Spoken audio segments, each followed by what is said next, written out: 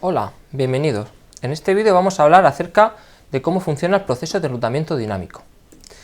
Bien, como bien se ha explicado en la documentación asociada a este tema, los routers, a la hora de aprender rutas y caminos para llegar hacia redes en Internet, pueden utilizar dos distintos procesos.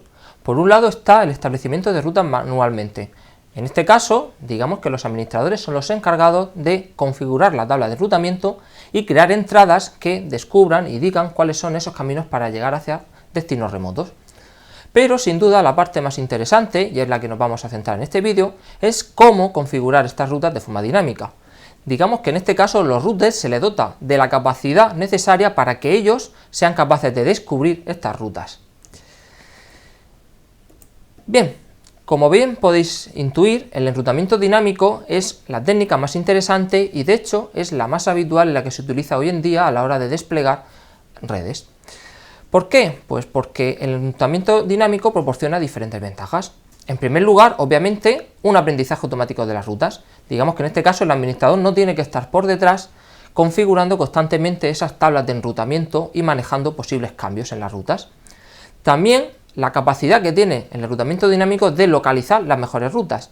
Es decir, los protocolos de enrutamiento dinámico no solamente descubren caminos hacia redes que se encuentran localizadas en Internet, sino que siempre encuentran los mejores caminos. Además, a la hora de localizar caminos, existe una optimización que se llama la conocida agregación de rutas. Es decir, cuando distintos caminos o distintas redes se encuentran próximas entre sí, se agregan las rutas de forma que se intenta optimizar el número de rutas que hay que aprender. Y esto, como bien sabéis, lo que se hace es jugando de acuerdo con la máscara de las redes en las que se aprende. Y, en último lugar, esto redunda en una mínima sobrecarga administrativa. Digamos que los administradores de red lo único que se tienen que preocupar es de realizar una correcta configuración de los distintos protocolos de enrutamiento. Y a partir de ese momento los routers son autónomos y son capaces de estar descubriendo rutas y caminos que actualizarán y plasmarán en las correspondientes tablas de enrutamiento. Bien, sin embargo, también hay que mencionar que el uso del enrutamiento dinámico no es la panacea y también conlleva pues algunas desventajas o consecuencias que tenemos que tener en cuenta. En primer lugar, los routers dedican recursos computacionales. Por ejemplo, para descubrir estas rutas es típico que se puedan utilizar protocolos o algoritmos de cálculo de caminos mínimos sobre grafos. Y como bien sabéis, porque se han estudiado en asignaturas como algoritmia o programación, pues estos algoritmos requieren un coste computacional, ¿vale?, a la hora de descubrir cuáles son caminos óptimos o eficientes en estas estructuras de datos. También, debido a que los routers necesitan comunicarse entre ellos a la hora de descubrir estos caminos en Internet, pues hay un indudable consumo de ancho de banda. Digamos que ahora los cables que utilizamos para, en teoría, transmitir datos de usuarios, pues también por esos cables se está transmitiendo información ya no solamente de los datos de usuario, sino propia de los procesos de enrutamiento que utilizan los routers en Internet. No obstante, estas desventajas, por llamarlo así, no son un inconveniente hoy en día, puesto que tanto la capacidad computacional de los routers como el ancho de banda de hoy en día de las redes es suficientemente grande como alojar, ¿vale?, el uso de protocolos de enrutamiento dinámico. Pues bien, una vez que conocemos cuáles son las ventajas y desventajas del enrutamiento dinámico, lo interesante es conocer cómo funcionan estos protocolos de enrutamiento dinámico. Pues sea cual sea, ¿de acuerdo?, el tipo de protocolo de enrutamiento, y ya lo veréis cuando vayamos estudiando en esta unidad los distintos protocolos, todos funcionan de la misma forma. En primer lugar, un router habla con su router vecino y se intercambia mensajes. Y estos mensajes, su objetivo es compartir información de enrutamiento. Por ejemplo, rutas que un router ha descubierto y se las comunica a su router vecino para que las tenga en cuenta y que, bueno, en caso de desconocer estos posibles destinos, pues que sepa que a través de él es capaz su vecino de alcanzar estos destinos. Pero también es importante tener en cuenta que los protocolos de enrutamiento son capaces de detectar cambios en las topologías.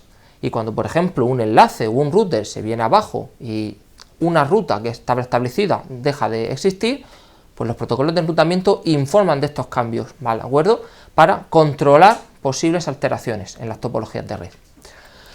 Si queremos hablar un poquito más en detalle de cómo funcionaría un protocolo de enrutamiento, lo tenemos aquí en 3 sencillos pasos que vamos a ilustrar en la figura.